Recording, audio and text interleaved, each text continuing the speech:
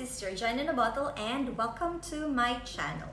Para po sa mga bagong subscribers at sa mga viewers ko, please do like, share, and subscribe.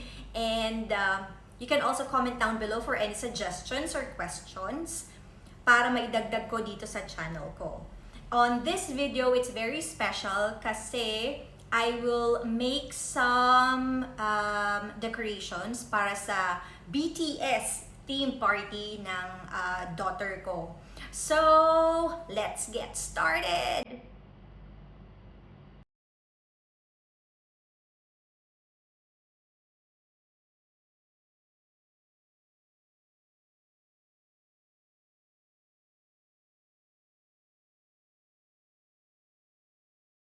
Okay, thank you na naman kay Mr. Google at ito yung nakita kong BTS logo with the word ARMY plus yung may mga flowers dun sa bandang baba. So, para ma-print ko siya as backdrop, ginamit ko yung publisher. I'll show you kung paano ko ginawa siya sa publisher. So, punta tayo rito sa publisher. Okay. Tapos, the main page, choose more blank pages. Punta tayo sa posters. Okay. And then dito sa bandang taas, ang pinili ko is 34 by 44.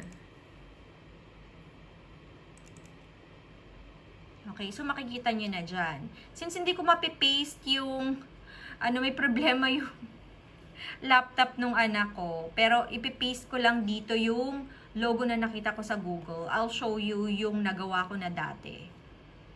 Exit muna tayo rito. Ito na yung pinost ko na logo ng BTS. So, i-adjust mo lang siya. Dati kasi, usually pag pinost mo siya, it's small. So, kinrap ko lang at saka din drag ko to. So, para masakop niya yung buong page. So, para makita mo siya, i-print preview mo. Since wala kaming A3 size paper, A3 na printer dito sa house, ipiprint natin siya as A4. So, pag pinrint mo siya as A4, makikita mo that you will have like 1, 2, 3, 4, 5, 10, 15, 20. 20 pages ng A4 ang magagamit niya. Okay?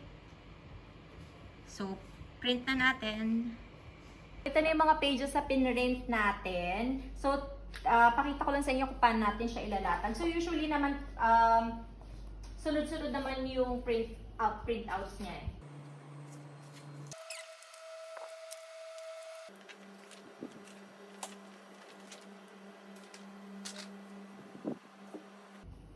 Okay, pakita mo. Okay, so dito, ito na yung backdrop niya. Okay, so ito na yung backdrop. Ang unahin nating i-cut is yung right part. So, itong margins na to, kailangan mawala siya. Okay, kakat ko siya ngayon. Cut it, make sure na walang mawawalang part kasi hindi mo siya mapagdudugtong. So, para siyang puzzle. Okay, kakat ko siya. I'll cut a few para makita nyo lang. Or else, medyo matatagalan matapos yung video natin. So, pag nakat na siya, pwede mo na siyang idikit. So, para na siyang puzzle, di ba? Nag-continue na. Okay? Magka-cut ulit ako and then I'll show you. O, sige, isa pa. Cut pa ako ng isa. There. So, right part na naman ulit yung kinat ko. Okay, make sure na dire-diretso ang cut, hindi baliko. So now, ididikit natin siya. You'll put a glue on this part, dito sa may white. Ito yung dalawa kasi natin kinat kanina, diba? So, pag didikitin natin siya, so dito mo ilalagay yung glue.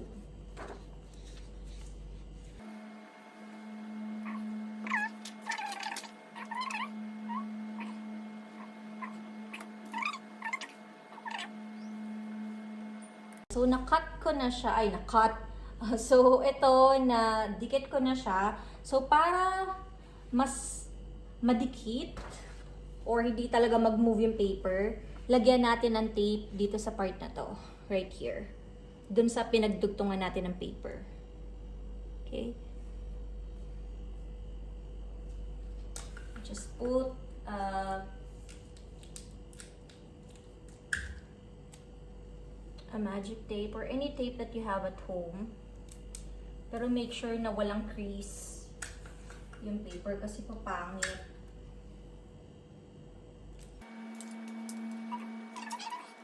So, masecure na and hindi na siya matatanggal. So, yan. Okay, additional pala, since ito yung second part, pareho siyang may margins, diba, na white. So, dito naman, ito, yung taas at yung right side, ang ikakat naman natin. So, up and right. So, continuous din yun sa mga ibang pages. So, pag yung mga next page na after nitong piece na to, ganun din. Up, you'll cut the upper portion. Tanggalin lang yung white part. Okay.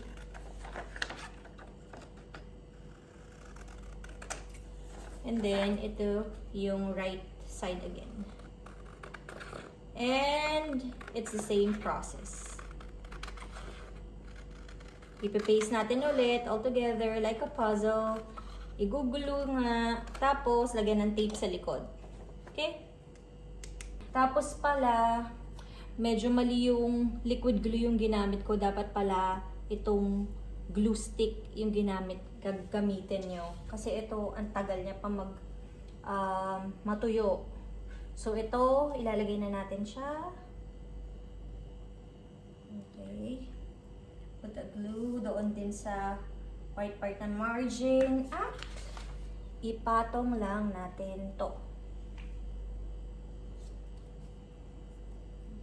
Okay, so tatapusin ko na muna siya. Tapos, I'll show you the finished backdrop natin para sa party.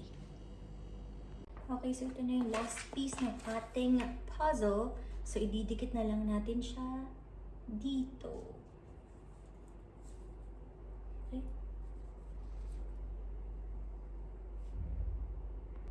Dikit na natin. Nalagyan ko na siya ng glue stick. Okay. Oops. And we are done. Lalagyan na lang siya ng tape sa likod. So, just flip it over a little bit. Lagyan natin ng tape. Itong part na to.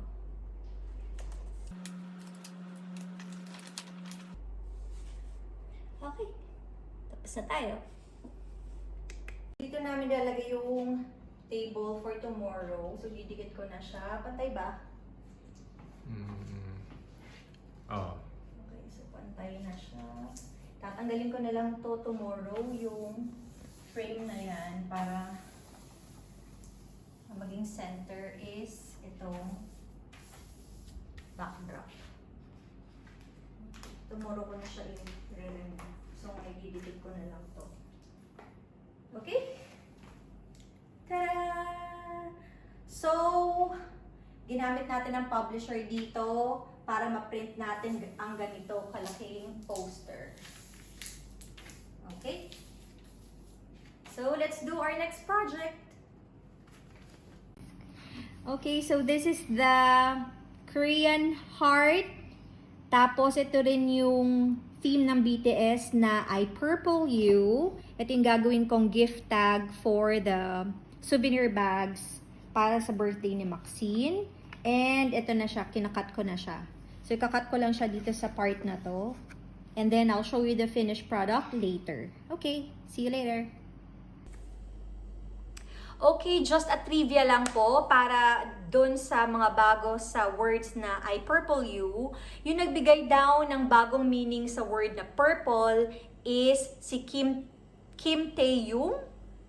Tama ba? Or also known as V na member ng BTS. So, ang purple daw, it means love, trust, and loyalty. So, if a person will say na, I purple you, It could be I love you, I trust you, or I'll be loyal to you. Okay, let's start with our project. Okay, so we will go now to our next project. So, kala mo napaka-special ng project, no? So, ang gagawin po natin is yung loot bag. So, yung first yung kailangan is a purple paper bag. So, remember, I purple you. At itong I purple you rin na tag. So, parang ito yung thank you tag ni Maxine para sa souvenirs niya. And of course, hindi kompleto ang loot bag kung wala siyang treats. So, ang first namin ilalagay para K-drama theme din or BTS theme din is a pair of chopsticks. Since it's pandemic at kailangan nating lahat to, so we'll give Maxine's friends this cute face mask. Sa boys, iba naman yung face mask nila. Tapos, of course, so nakikita nyo, ito yung mga treats na ilalagay natin sa bag. So, I'll put everything inside. So, we'll go to our next project later. Ito yung mga grab and go bags ng mga visitors. So, meron na kaming nilagay na food dito. There. Okay. Tapos, ito pa yung ibang characters ng BTS. There.